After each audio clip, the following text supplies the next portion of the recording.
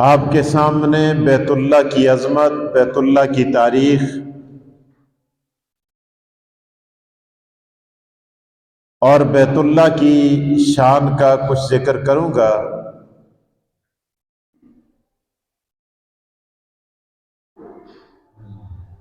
دعا کیجئے گا اللہ تعالیٰ مجھے شرح صدر کے ساتھ بیان کرنے کی توفیق دے۔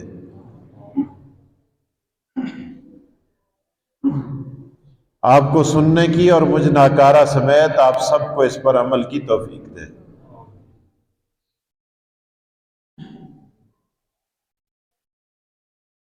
بیت اللہ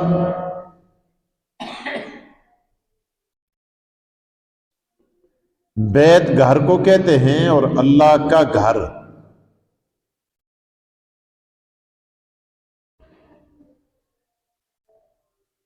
اللہ کے گھر کو بیت اللہ کہا جاتا ہے۔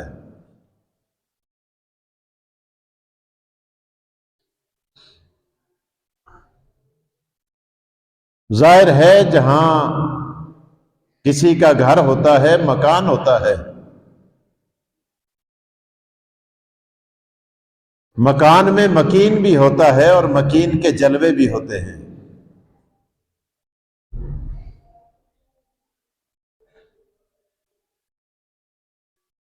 اور بیت اللہ اللہ کا گھر ہے۔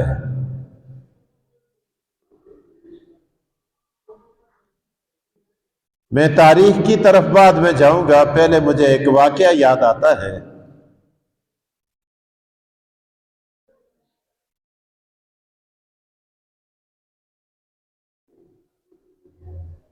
ایک باپ حج کی غرض سے تیاری میں مصروف ہوتا ہے۔ بیٹا باپ سے کہتا ہے، ابا جان میں آپ کو مضطرب دیکھتا ہوں،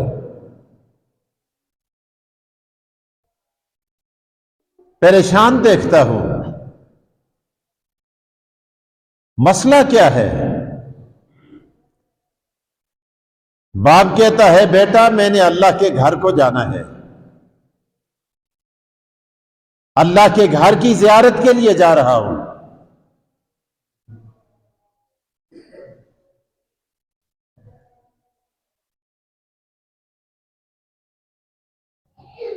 اس لیے میں سفر کی تیاریوں میں لگا ہوا ہوں۔ بچہ ہے، بچے سادہ لو ہوتے ہیں، ہر اچھی اور بری بات محسوس کرتے ہیں اور ان کے ذہنوں پر باتیں نقش ہوتی ہیں۔ بچہ باپ سے سوال کرتا ہے، ابا جان آپ جہاں جا رہے ہیں، جس گھر کو دیکھنے جا رہے ہیں، جس کے گرد چکر کاٹنے کے لیے جا رہے ہیں، جس گھر کے طواف کے لیے جا رہے ہیں، آپ بتائیں اس گھر میں گھر والا بھی ہوگا؟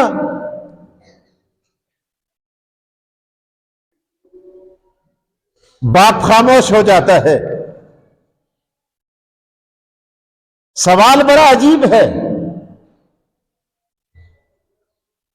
بیٹا پھر پوچھتا ہے کہ ابا جان ہم ماموں کے گھر جاتے ہیں، وہاں ماموں موجود ہوتے ہیں، چاچو کے گھر جاتے ہیں، چاچو موجود ہوتے ہیں، رشتہ دار کے گھر جاتے ہیں، وہاں رشتہ دار موجود ہوتا ہے، آپ اللہ کے گھر جا رہے ہیں، یہ بتائے کیا وہاں خدا بھی موجود ہوگا کہ نہیں ہوگا؟ باپ کہتا ہے، بیٹے جس گھر کی طرف میں جا رہا ہوں وہاں اللہ کا گھر ہے اور اللہ بھی اپنے گھر میں موجود ہوگا۔ بیٹا کہتا ہے، باپ سے کہتا ہے ابا جان پھر میں بھی اپنے رب کو دیکھنے کے لیے میں بھی آپ کے ساتھ جاؤں گا۔ بیٹا معصوم ہے، چھوٹا ہے، سادہ لو ہے، ضد کر بیٹھتا ہے، باپ کے ساتھ جانے کو تیار ہو جاتا ہے۔ باپ مجبور ہے لاڈلے بیٹے کے ہاتھوں اور اسے ساتھ لے کے چلا جاتا ہے۔ باپ اپنے بیٹے کو انگلی سے لگائے، اللہ کے گھر میں داخل ہوتا ہے۔ بیٹا کہتا ہے ابا جان یہی ہے خدا کا گھر جہاں ہم نے قدم رکھا ہے، خانہ کعبہ پہ نظر پڑتی ہے، باپ بیٹا دونوں دیکھتے ہیں، اور بیٹا اللہ اکبر کا نعرہ لگاتا ہے اور جان جان آخری کے سپرد کر دیتا ہے۔ کتابوں میں لکھا ہے باپ اپنے مرے ہوئے بیٹے کو دیکھ کے زارو کتار روتا ہے۔ اتنے میں غائبانہ آواز آتی ہے تو گھر دیکھنے آیا تھا، گھر کو دیکھ جو میری ملاقات کے لیے آیا تھا، اس نے میری ملاقات کر دی، میں نے اس کو اپنی زیارت سے نوازا ہے، اور تو میرے گھر کی زیارت کر، اس نے مجھ رب کی زیارت کر دی ہے۔ ان اول بیت وضع للناس للذی ببکۃ مبارکا وہدی للعالمین فیہ آیات للناس ومقام ابراہیم ومن دخلہ کان آمنا۔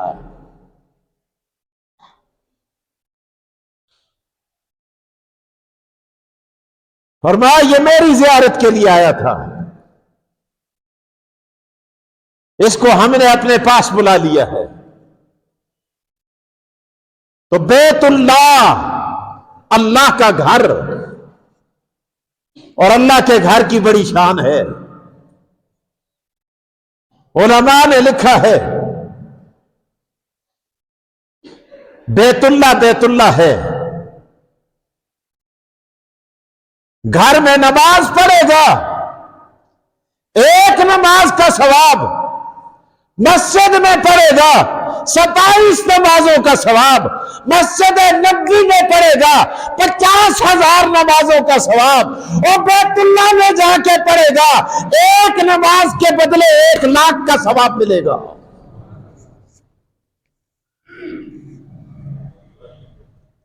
کیا شان اللہ نے عطا کر دی ہے! 1,00,000 نماز کا ثواب پروردگار کہتے ہیں ایک نماز کے بدلے تیرے نامہ اعمال میں لکھ دوں گا، کیونکہ یہ بیت اللہ ہے، نمازوں کی حد ہے۔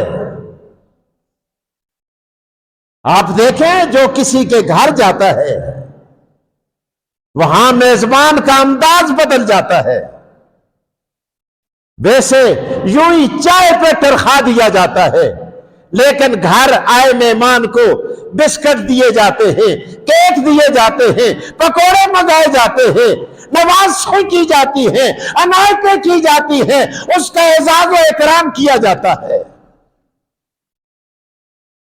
رب کہتا ہے میرے گھر میں آنے والے تو بھی میرا مہمان بن کے آیا ہے۔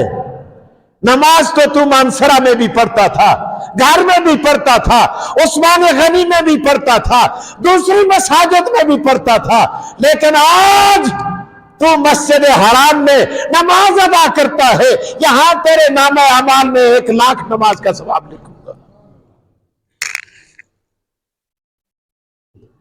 یہ شان ہے اللہ کے گھر کی۔ اور پھر دیکھ اللہ پاک ارشاد فرماتے ہیں او آنے والے مہمان، میرے گھر میں داخل ہونے والے، یہاں جہاں پر تجھے تیری مہمانی اور چیزوں سے بھی کی جائے گی، لیکن پہلی بات یہ ہے جب تیری پہلی نظر میرے گھر پہ پڑے گی، تو زبان سے جو بھی دعا کرے گا میں قبول کر دوں گا۔ دوسری بات، یہ اللہ کا گھر ہے، فرمایا النظر الی الکعبہ عبادت، ویسے تو وائٹ ہاؤس کو دیکھے گا کوئی کمال نہیں، تو نے کسی اور برج کو دیکھا کوئی کمال نہیں، تو نے دیواروں کو دیکھا کوئی کمال نہیں، آبشاروں کو دیکھا اور کوئی کمال نہیں، مرغزاروں کو دیکھا کوئی کمال نہیں، لیکن جب تو نے بیت اللہ کو دیکھا اور رب کہتے ہیں نگاہ ڈالتے ہی تجھے گناہوں سے پاک کر دوں گا۔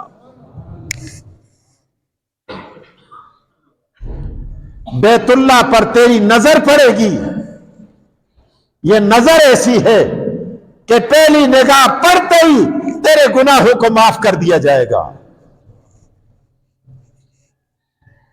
وہاں اللہ نے ایسے آلات نصب کر رکھے ہیں،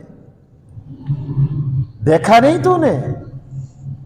اللہ پاک نے جنت سے حجر اسود کو منگوا کر بیت اللہ کی دیواروں میں نصب کر دیا ہے، جو تیرے گناہوں کو کھینچ رہا ہے۔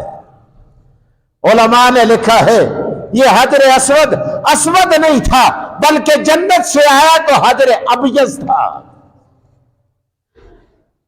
اور ایک اور بات بتاتا چلوں، جب یہ آیا تو اس سے لائٹیں نکلتی تھی، سورج کی طرح چمکتا تھا۔ آج امت کے گناہوں نے اس کو کالا بھی کر دیا، اور امت کے گناہوں سے اس کی لائٹیں ماند پڑ گئی، اور جہاں جب اس کو بیت اللہ میں جا کے رکھا، ارد گرد جہاں جا کر اس کی شعائیں پڑی، رب العالمین نے اس کو حدود حرم بنا دیا، وہاں خط کھینچ دیا گیا۔ یہ حجر اسود ہے، اللہ پاک نے بیت اللہ کی دیوار میں رکھا ہے۔ اسی لیے علماء کہتے ہیں لوگوں، ایک در ہے جھکنے کے قابل، ایک پتھر ہے چومنے کے قابل، اور ایک گھر ہے طواف کے قابل، ایک ذات ہے مانگنے کے قابل۔ جو مانگنے کے قابل ہے اسے رب کہا جاتا ہے، جو سجدے کے قابل ہے اسے رب کہا جاتا ہے، جو چومنے کے قابل ہے اسے حجر اسود کہا جاتا ہے، جو طواف کے قابل ہے اسے بیت اللہ کہا جاتا ہے۔ بیت اللہ کے علاوہ کسی کا طواف جائز نہیں، حجر اسود کے علاوہ کسی پتھر کو چومنا جائز نہیں۔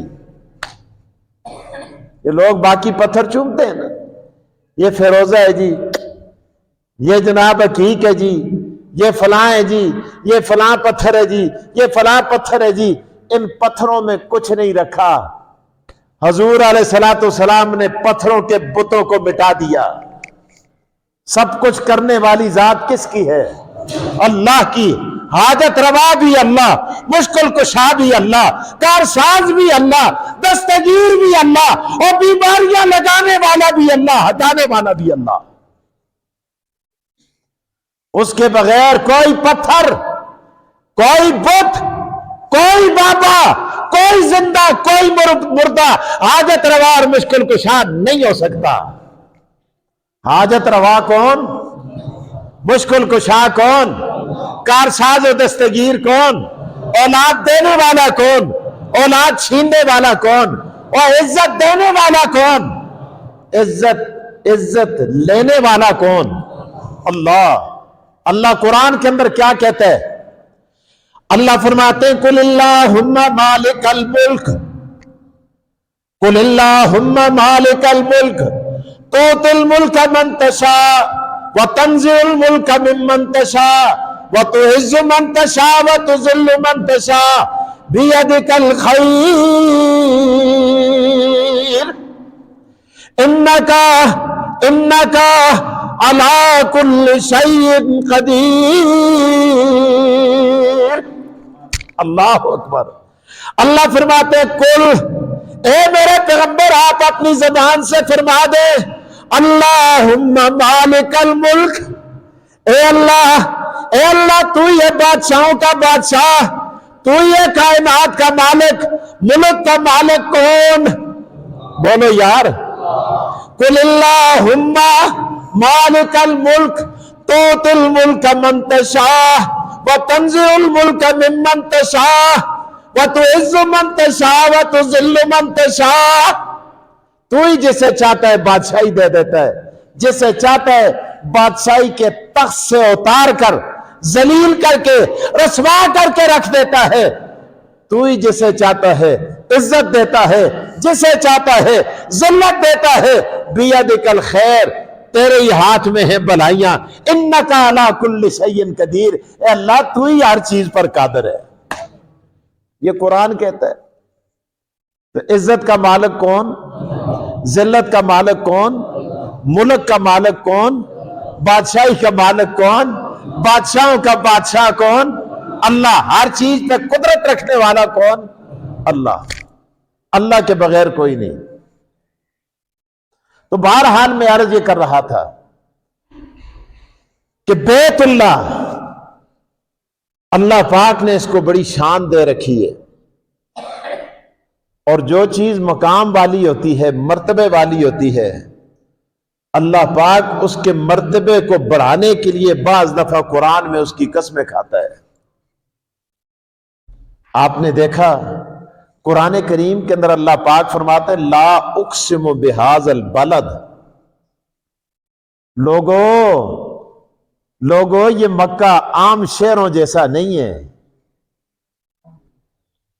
शहर तो बड़े तुमने देखे, दिल्ली में भी शहर है, बंबई में भी शहर है, इंग्लैंड में भी शहर हैं, लंदन में भी शहर हैं, और भी बड़े शहर, लाहौर भी शहर है, कराची भी शहर है। लेकिन याद रखो ला उक़सिमु बिहाज़ल बलद। अल्लाह फरमाते हैं ओ सारे शहरों का सरदार, मैंने मक्का के शहर को बनाया है, इसलिए कि मैं रब मक्का की गलियों की कसमें खाता हूं। ला उक़सिमु बिहाज़ल बलद। या अल्लाह क्यों खाता है? अल्लाह फरमाते हैं व अंता, ज़मीर भी मुखातब की, हुज़ूर को फरमाते हैं। अल्लाह पाक फरमाते हैं व अंत हिल्लुम बिहाज़ल बलद। और मेरे महबूब मैं क्यों ना खाऊं कि मक्का की गलियों, मक्का की खाक के जर्रात ने आपके तलबों को चूमा है। ये मुझे इतना महबूब हो गया है कि मैं रब इसकी कसमें खाता हूं। वान तहिल्लुम बिहाज़ल बलद। उलमा ने लिखा है किताबों में, हजारों अंबिया हिजरत करके मक्का तशरीफ लाए। इसलिए तशरीफ लाए ताकि हमारी कब्रें मक्का में बन जाएं। और उलमा ने वजह लिखी है तफसीर रूहुल बयान में। अल्लामा इस्माइल हकी फरमाते हैं अल्लाह उनकी कब्र पे करोड़ों रहमतें नाज़िल फरमाए। वजह लिखी है, फरमाया वजह यह थी कि हमारी कब्रें मक्का में बने। क्यों बने? ताकि हर एक की ख्वाहिश ये थी कि अल्लाह मुझे आखिरी नबी बना दे। अल्लाह ने फरमाया आखिरी नबी तो तुम नहीं बन सकते।